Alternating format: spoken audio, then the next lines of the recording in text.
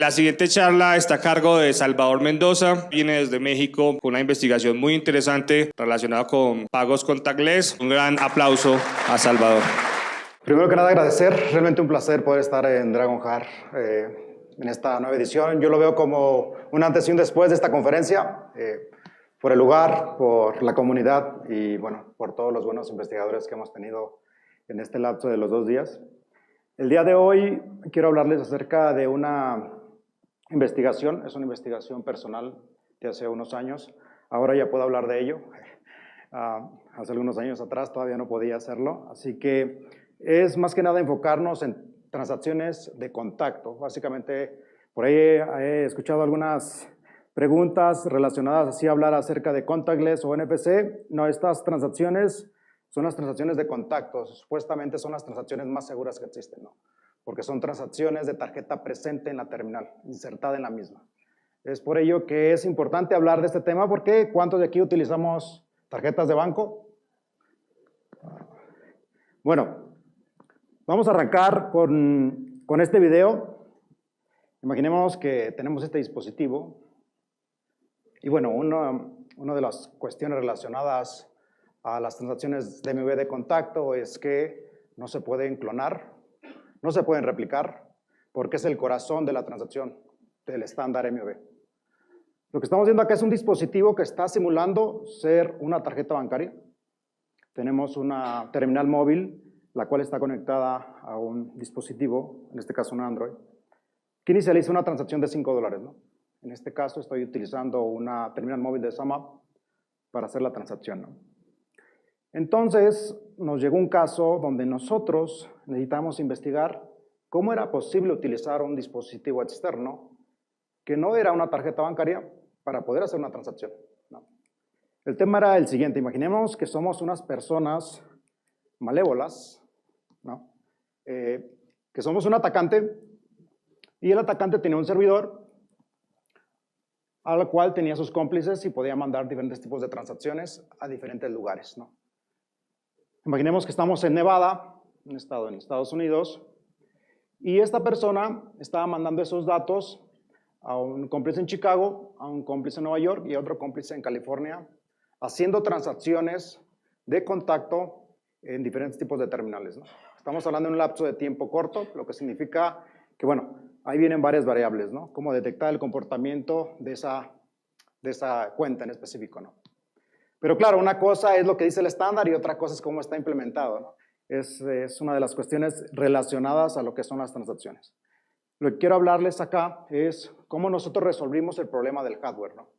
El problema del hardware era enfocado en cómo era posible que un atacante pudiera utilizar un dispositivo, por ejemplo, en la parte de los cómplices, tomando datos de internet, de una tarjeta que estaba tal vez remotamente en otro lugar, y hacer transacciones en diferentes estados, transacciones de contacto MV. ¿Sí? Una cosa importante de lo que pasa en Estados Unidos, a diferencia de otros países, es que hay 2 tipos de tarjetas que son muy comunes allá, ¿no? Unas son tarjetas chip and pin y otras son tarjetas chip and signature.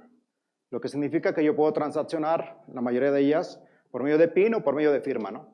Esto le da la capacidad a la persona que está transaccionando que, bueno, que normalmente no puedo utilizar o no necesito utilizar el PIN para hacer una transacción, ¿no? Que puedo utilizar nada más la firma para hacer esto. Entonces, el día de hoy vamos a cubrir acerca de lo que es el mundo MV. Vamos a hablar de los protocolos transaccionales, así mismo como la seguridad en esas transacciones, que incluyen diferentes tipos de rangos a nivel de seguridad. Es importante mencionar acá que mi meta es básicamente saber cómo lo hicieron, ¿no? A nivel de hardware. Esa es mi meta. Ese básicamente era el reto en esta investigación. Ya la parte de cómo manejarlo por detrás en el backend ya era cuestión de alguien más, ¿no? Otro dolor de cabeza para alguien más. También vamos a hablar acerca de los impactos de relay y asimismo las medidas de mitigación que nosotros visualizamos a nivel de perfilamiento de tarjetas, ¿no? ¿Cuántos de aquí trabajan en la industria de la banca o tal vez financiera o correlacionada? Bueno, va a estar interesante entonces las preguntas tal vez al final de esta, ¿no? Podemos dividir el mundo de las transacciones a nivel de transacciones de contacto o utilizando nuestra tarjeta en este diagrama, ¿no? Podemos utilizarla para hacer transacciones en terminales o en ATMs, o tal vez la podemos utilizar para hacer transacciones en línea, ¿no? Y claro, todo lo que está por detrás de esto es otro mundo completamente y son protocolos diferentes que vamos a ir analizando poco a poco y nos vamos a ir enfocando en un protocolo en específico, ¿no? Porque cuando a veces que me preguntan sobre sistemas de pagos y piensan que solo es poner la tarjeta y que mágicamente pasan las cosas, en este lapso de charla vamos a ver todo el conglomerado que está por detrás y bueno, toda el área de investigación que existe para aquellos que están motivados en aprender, lo puedan hacer, ¿no? Tenemos 4 protocolos sumamente importantes en la parte transaccional, ¿no? Tenemos la ISO 7816, que va enfocada en tarjetas físicas, la ISO 14443, que va enfocada en transacciones sin contacto o NFC, y del otro lado del charco tenemos la ISO 8583, que es básicamente la comunicación entre la terminal y el autorizador, o la ISO 222, ¿no? Que va enfocada en básicamente quitar el ISO 8583 en el 2025 en adelante, y vamos a tener que utilizar este nuevo protocolo, que al momento de utilizar un nuevo protocolo, como toda tecnología, viene con riesgos, ¿no? Y vamos a ocupar diferentes tipos de investigadores, que ahí es donde todos nosotros tenemos la capacidad de poder trabajar. Quiero indicarles que vamos a estar trabajando sobre el ISO 7816, no vamos a tocar ningún otro protocolo en específico, para no confundirnos, ¿no? Son transacciones de contacto MV. Dentro de este tipo de transacciones, tenemos 2 estándares sumamente importantes, ¿no? Que dividen de cierta forma cuánta información un atacante puede obtener y cómo utilizarla, ¿no? El PCI lo que trata de hacer es proactivamente proteger esa información. Y yo veo del lado del estándar MV, es qué pasa cuando un atacante ya tiene esa información, cómo yo puedo devaluar esa información para que no pueda ser un ataque de repetición, por ejemplo, ¿no? Esa es la cuestión importante. Dentro del estándar MV tenemos 3 subdominios importantes, que básicamente es el chip MV, donde vienen diferentes tipos de elementos que vamos a practicar un poquito más adelante, como el elemento seguro, donde se guardan los certificados o los secretos de la parte criptográfica. Tenemos la parte de tokenización MV, que básicamente tienes un número de tarjeta física real, cómo lo conviertes a un sistema tokenizador o a un token, que básicamente no tiene correlación de ninguna forma hacia el número original de la tarjeta, ¿no? Si un atacante intercepta un token, no tiene la habilidad de poder rastrear hacia cuál es el número original de esa tarjeta. Finalmente tenemos el 3DS, que es básicamente lo que se utiliza a nivel de web para poder hacer transacciones en e-commerce. Nosotros nos vamos a enfocar en los chips MV. Si ven, es como un árbol que tenemos y nos vamos yendo entre las ramas hasta llegar a este punto, ¿no? ¿Cuáles son los conceptos básicos del MV? Dentro de la parte del MV hay conceptos que vamos a estar manejando durante la charla. Uno es el elemento seguro, es la parte criptográfica dentro de ese chip que tiene la tarjeta, que lo que hace básicamente es firmar criptogramas en la parte transaccional. Lo que sirve es que cada vez que la terminal o el ATM o el cajero automático mande un reto, el elemento seguro va a ser encargado de básicamente firmar esa transacción, ¿no? Que va correlacionado a ese reto. Tenemos el CVM, que son los métodos de verificación, ¿no? ¿Cuántos métodos ustedes conocen que pueden utilizar en sus tarjetas bancarias? Tal vez pueden utilizar un PIN para verificar, tal vez una firma, tal vez un PIN en texto plano hacia el chip, un PIN texto plano tal vez al autorizador. Va a depender mucho de cómo estén perfiladas sus tarjetas, ¿no? ¿Alguna vez se han preguntado qué tipo de verificaciones tienen mis tarjetas? Es sumamente importante muchas veces, ¿no? Porque podemos caer en diferentes tipos de flexibilidad que ayudan a los atacantes a poder utilizar este tipo de tarjetas para hacer transacciones fraudulentas, ¿no? Finalmente vamos a hablar del APDU. El APDU es el protocolo de comunicación entre la terminal y la tarjeta. Básicamente es un protocolo no cifrado que liga esta comunicación y bueno, hay dos subtipos de comunicación dentro de este protocolo, ¿no? El T0 y el T1, ¿no? Uno es por bloques y el otro es por caracteres. También tenemos el IP, que básicamente es el perfil de intercambio de aplicación. El IP es sumamente importante en la parte de la comunicación entre la tarjeta y una terminal, ¿no? Estos 2 bytes le indican a la terminal qué tipo de tecnología física tiene la tarjeta y de qué es capaz de hacer a nivel criptográfico. El PRS es el contador de intentos de PIN. Normalmente en los perfilamientos de tarjetas a nivel de banca, este contador de intentos de PIN, normalmente son 3 intentos de PIN que tienes como para poder recordar tu PIN, o son 5 dependiendo del perfilamiento. Y normalmente es un contador que va en decremento, ¿no? Imaginemos que yo tengo una tarjeta, intento un PIN, si no es el correcto, ese contador va decrementándose, ¿no? Hasta que llega a 0. Cuando llega a 0, la tarjeta queda bloqueada por medio de PIN, normalmente, dependiendo de la implementación, pero eso no significa que la tarjeta no pueda transaccionar en otras formas, como por firma, por ejemplo, por NFC, ¿no?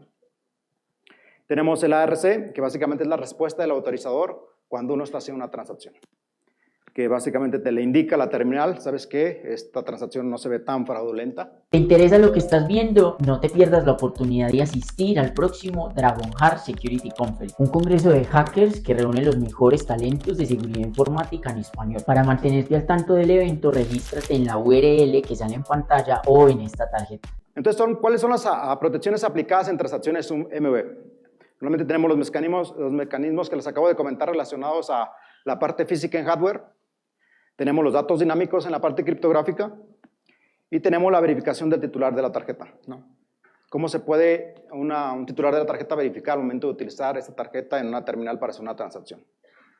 Y claro, del lado del autorizador se pueden tener detecciones de fraudes en tiempo real para entender el comportamiento del usuario como tal, ¿no? Si tal vez normalmente haces transacciones acá en Bogotá y de repente aparece una transacción, no sé, en Santiago o en México, hay algo raro hoy, se puede bloquear tal vez la cuenta o mandar una alerta al usuario de si realmente se hizo esa transacción, ¿no? Y finalmente, las certificaciones y estándares de seguridad que les comentaba anteriormente. Dentro de este mundo de MV, podemos darle responsabilidad a cada actor, que es el conglomerado de una transacción, ¿no?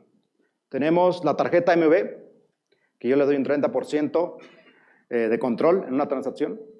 Tenemos otro 30% en la parte de la terminal y tenemos un 40% en la parte del autorizador, ¿no? Un atacante realmente, ¿cuánto porcentaje cree que necesitan para poder hacer una transacción fraudulenta? Si les comentara, estaría un poquito intensa la situación. Pero en este caso nos vamos a enfocar en dos porcentajes importantes, ¿no? ¿Qué es lo que yo puedo controlar como un atacante que soy? Normalmente yo puedo tener control de una tarjeta robada, MV, y también puedo tener el control de una terminal, ¿no? Si soy capaz de tener una para iniciar o de hacer un reverse en este tipo de terminales. Aquí una de las cuestiones importantes en el ataque que vimos desde un inicio es que yo como atacante no conozco el PIN de la persona, ¿no? No conozco el PIN que va correlacionado a esa tarjeta. Pero tal vez puedo buscar otro tipo de transacción, que puede ser la transacción por medio de firma, ¿no? Es ahí donde yo puedo hacer transacciones sin conocer el PIN de la tarjeta.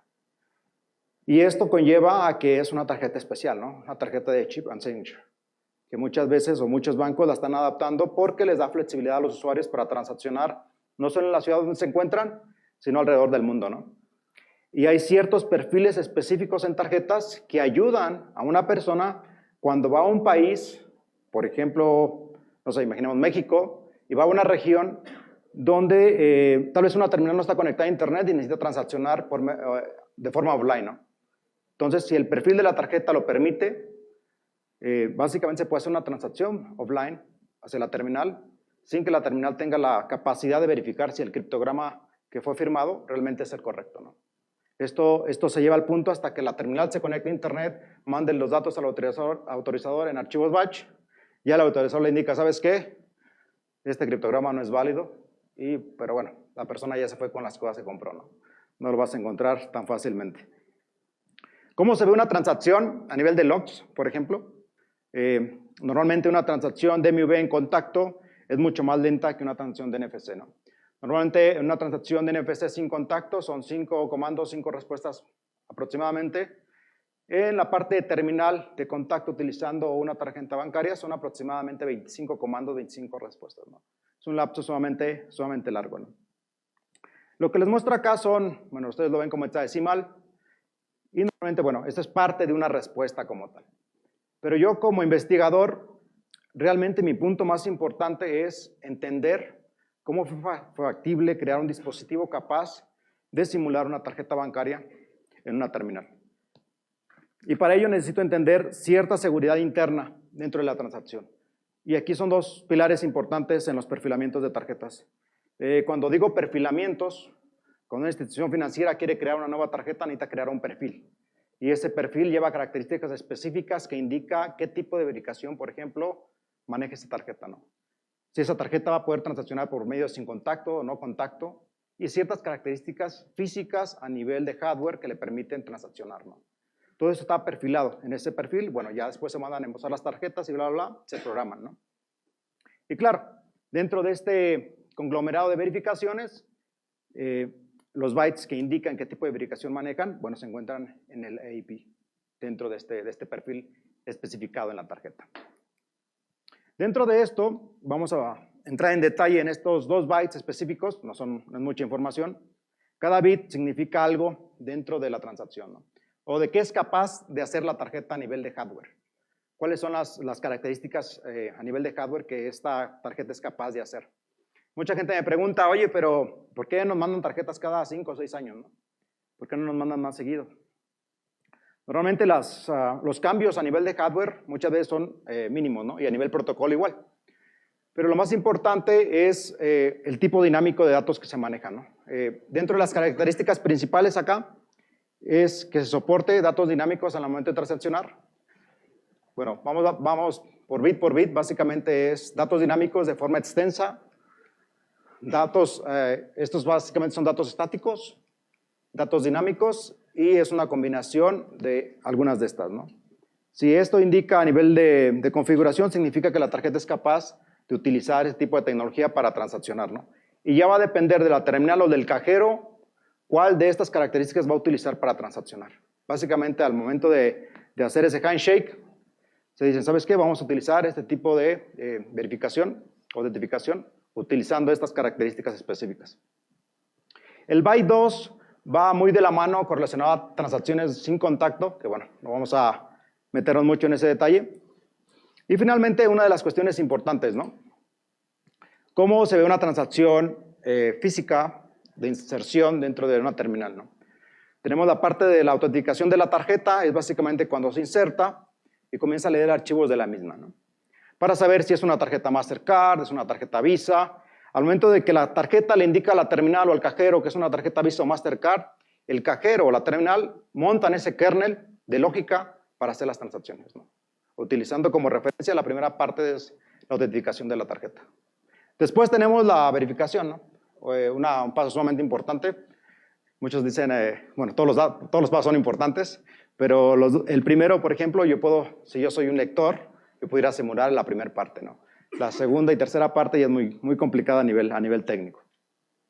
Y finalmente tenemos la autorización, ¿no? De parte del autorizador, valga la redundancia, donde los datos de la terminal se envían utilizando el ISO 8583, responde el autorizador si realmente esa transacción está autorizada o no, se le indica a la tarjeta si está autorizado o no, la tarjeta le indica, bueno, si fue autorizada, genero esto, no está autorizada, genero esto otro, ¿no?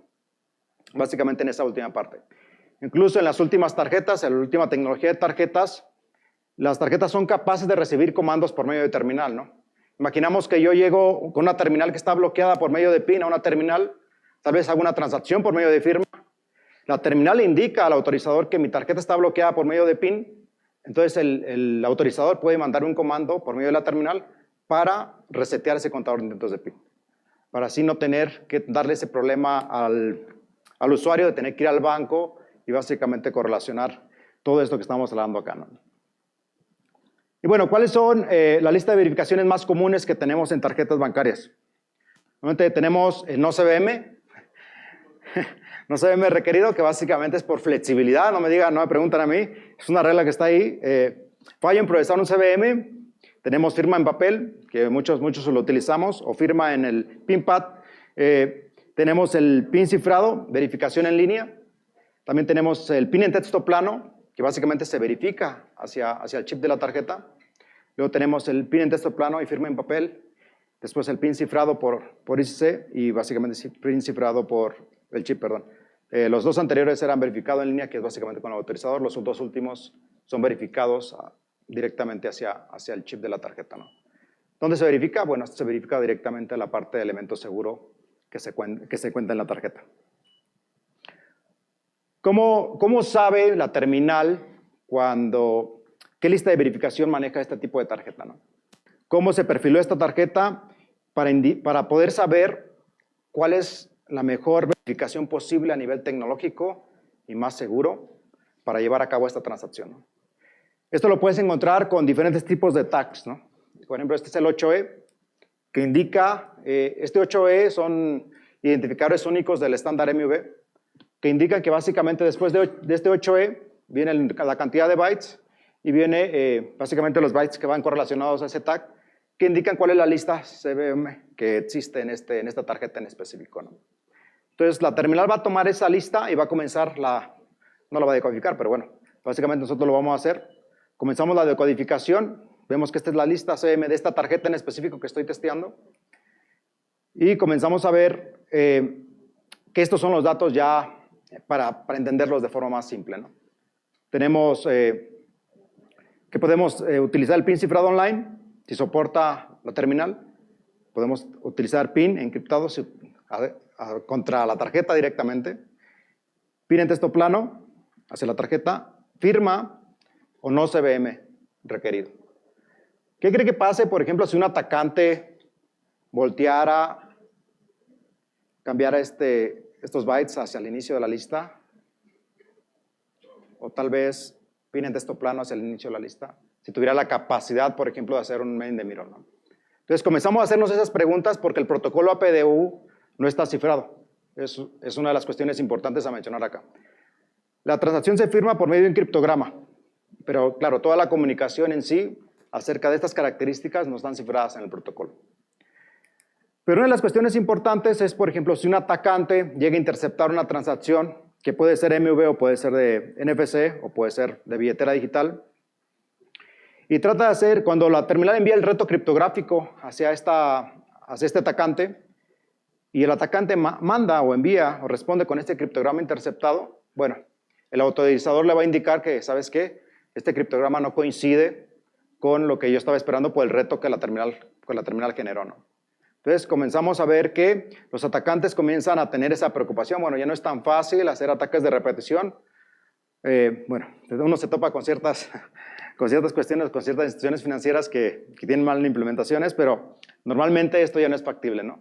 Entonces los atacantes comienzan a buscar otras rutas, porque realmente un atacante no simplemente replica una transacción MV. Ahora, ¿no? Ahora lo que está tratando de hacer es generar dispositivos mucho más avanzados con la tecnología que existen y bueno, con la capacidad que da esta tecnología actualmente. Y muchos de ellos están cambiando de protocolos, ¿no? Antes veíamos muchos atacantes en esta parte de los ISOs, de lo de las tarjetas físicas. Ahora ya lo estamos viendo que se están metiendo en la parte de malware, en la parte del autorizador, ¿no? Para poder generar mulas, por ejemplo, ¿no? Un malware que ataca a un autorizador, que normalmente lo vemos en ATMs o cajeros, que ingresan diferente tipo de PIN en el PIN pad y básicamente el cajero comienza a aventar dinero como loco, ¿no? ¿Por qué? Bueno, por el hecho de que está volviendo mucho más complicado replicar transacciones o cuestiones por el estilo. Importante dentro de estas características que van correlacionadas a las tarjetas es que uno como investigador puede revisar las listas que ofrece Visa o Mastercard en línea, ¿no? Estos no son documentos que yo haya interceptado en un foro ruso, sino que básicamente las puedes encontrar y puedes ver cuáles son las características específicas de X tarjeta, ¿no? Por ejemplo, tenemos el nombre del producto, el tipo de chip, el tipo de plataforma, que es sumamente importante al momento de programar una tarjeta, y claro, las versiones que son soportadas para ese applet específico dentro de lo que es el entorno de transacciones, ¿no?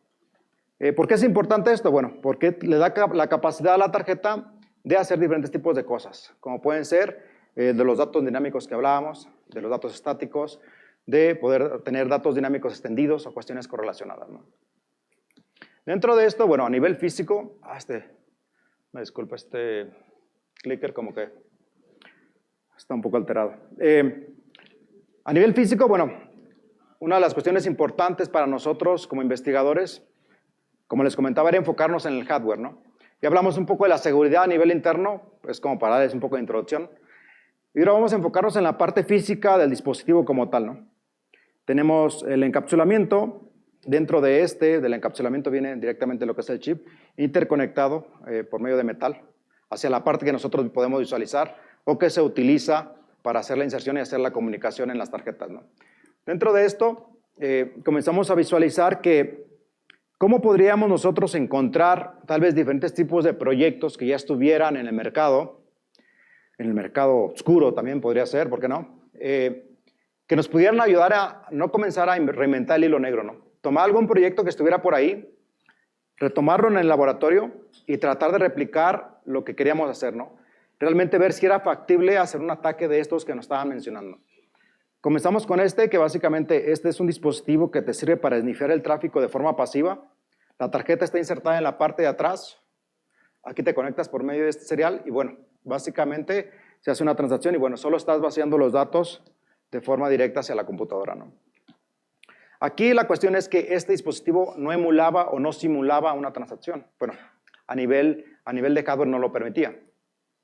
Entonces comenzamos a ver otro tipo de dispositivos que había en el mercado, ¿no? Este es un dispositivo que se llama MV Detective o Detective MV, que ya tiene muchos años en el mercado. Es un dispositivo que está a la venta todavía en foros rusos y lo que hace básicamente es emular, hacer una emulación de una transacción, ¿no? Pero la característica principal de este dispositivo es solo eso, pero no te permite emular de forma remota, ¿no? Que es una de las características principales. Entonces, lo que hicimos fue seguir buscando hasta que encontramos Osmocom SIM-Trace2.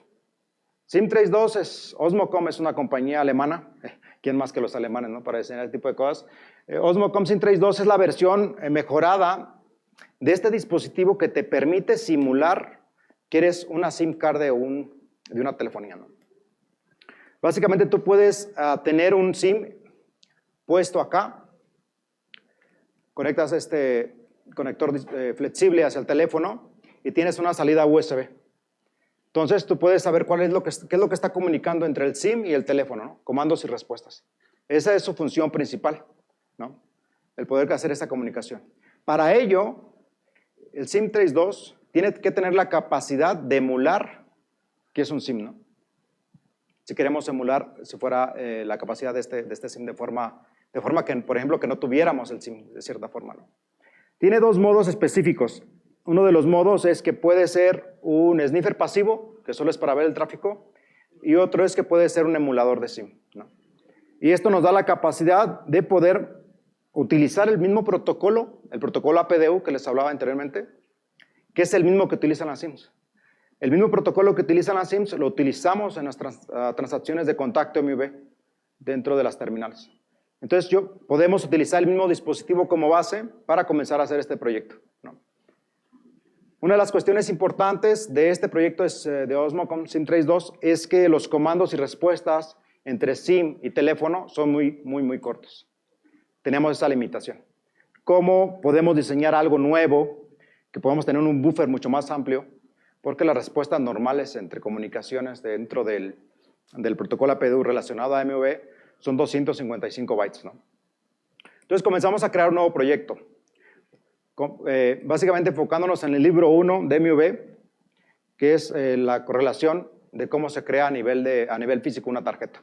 Esto lo tomamos como base.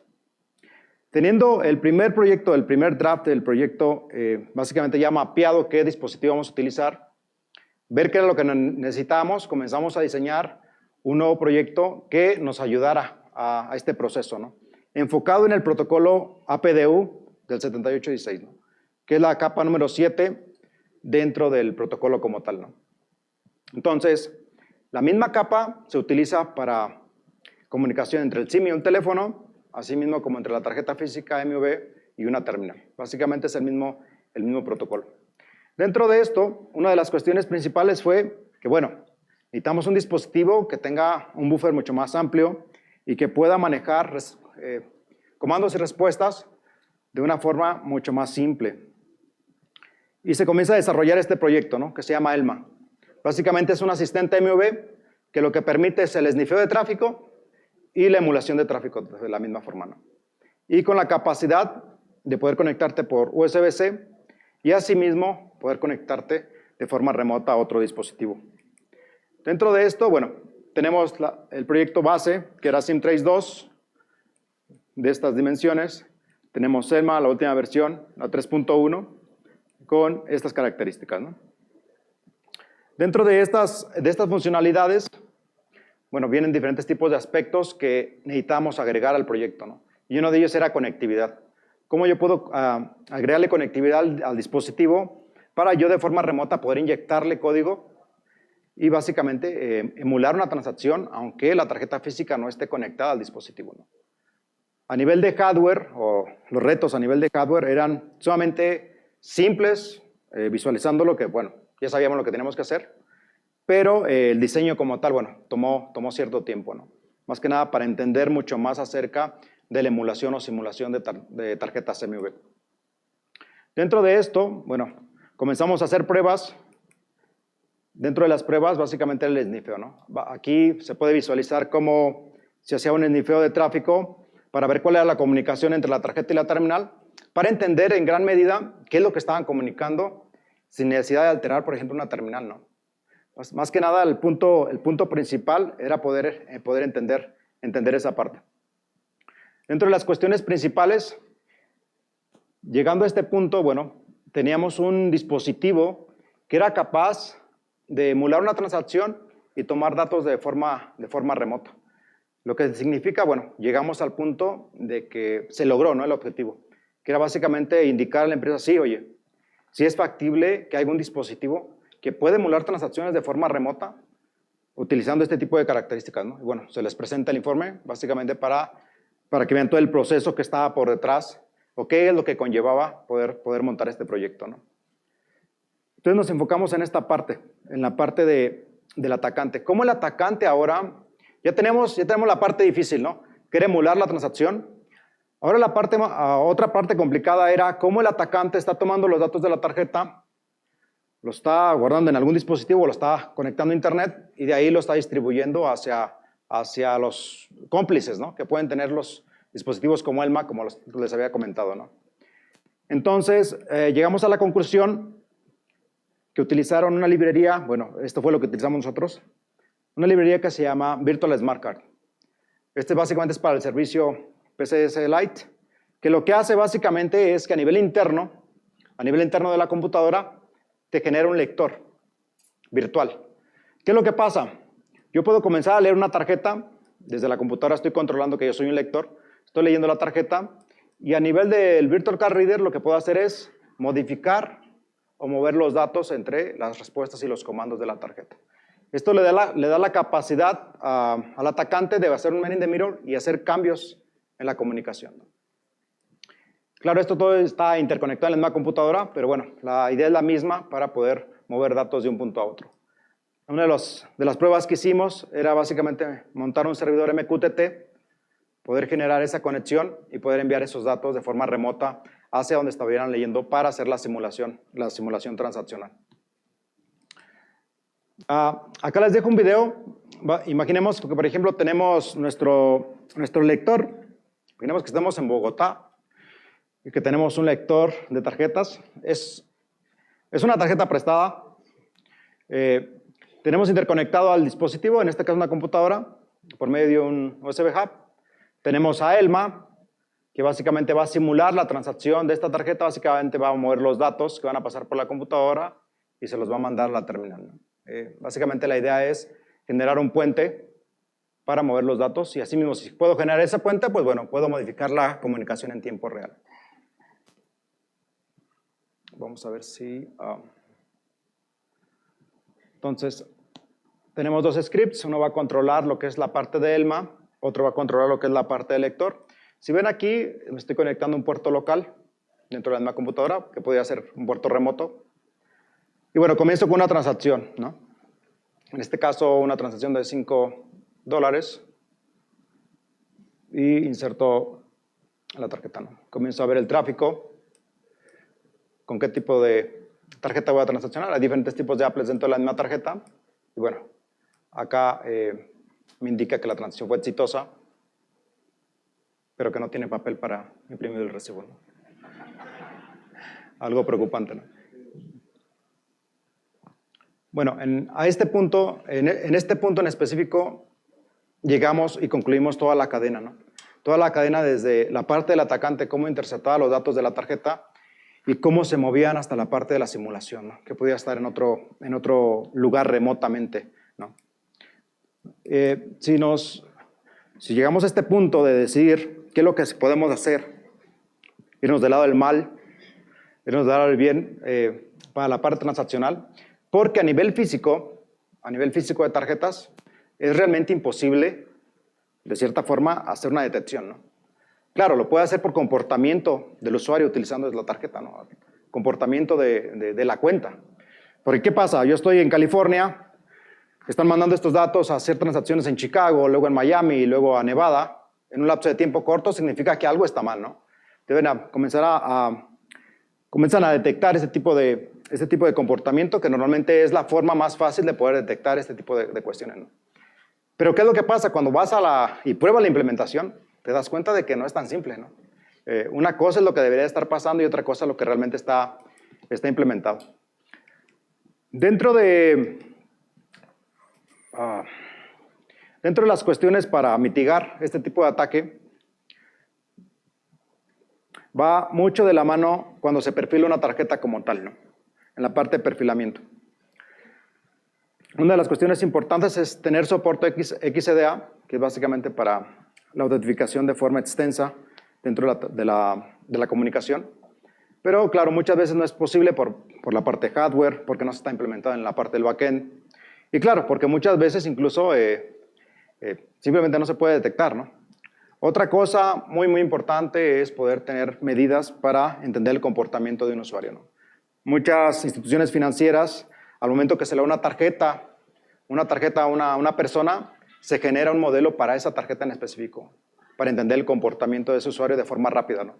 2, 3 transacciones y ya se tienen los datos suficientes para rellenar, por ejemplo, un conglomerado de comportamiento normal de un usuario y ya se puede utilizar para ello, ¿no?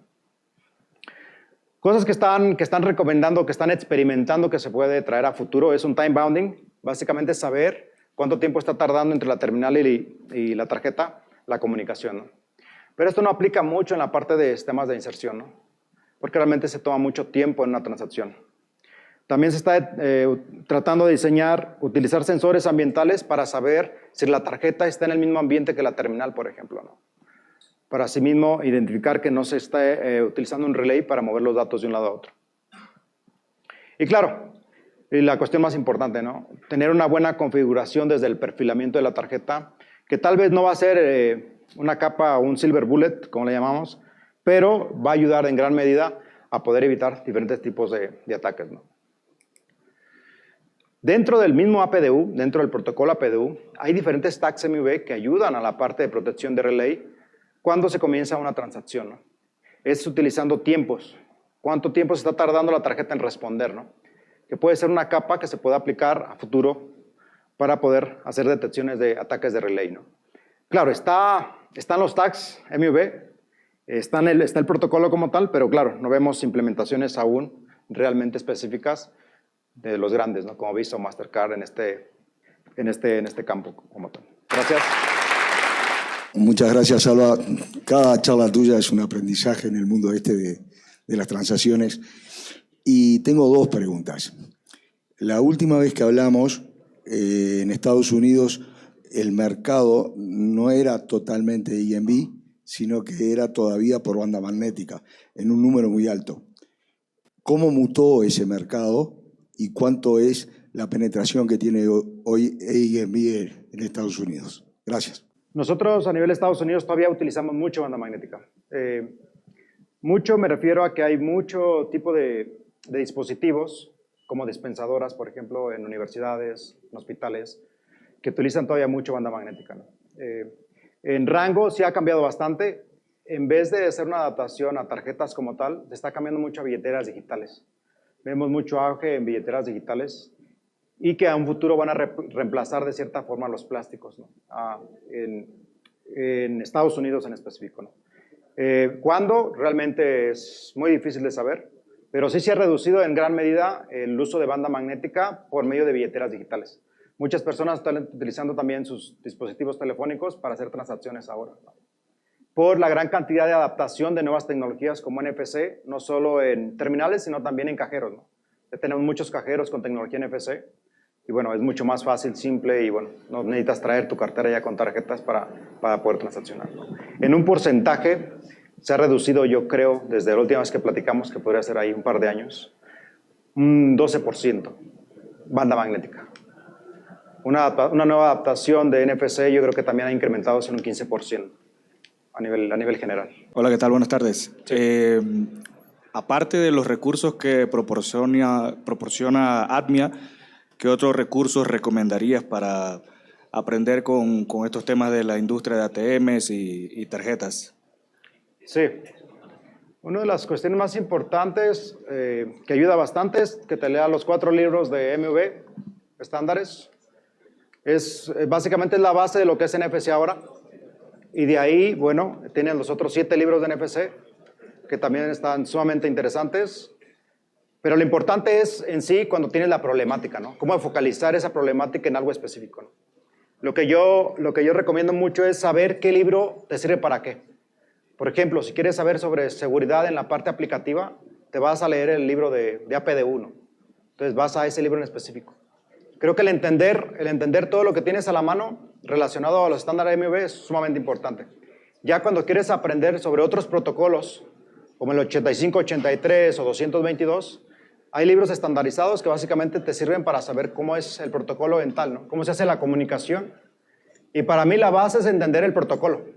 Cuando tienes los protocolos de comunicación, comienzas a visualizar cuáles son los riesgos de los mismos, ¿no? Y asimismo el poder entender cuál puede ser una mitigación a algún tipo de riesgo. Despidamos entonces con un gran aplauso a Salvador. Tiene muchísimo poder de convocatoria. Los invito a venir para el próximo Dragon Hardcore. Es una experiencia que se la recomiendo a todos. He podido conocer personas de Perú, de México, de España. Me ha gustado bastante poder asistir al evento. Tenemos la oportunidad de conocer gente aquí en Colombia y bueno, nosotros venimos desde México. Estoy muy emocionado de estar aquí, bien contento y a seguir aprendiendo.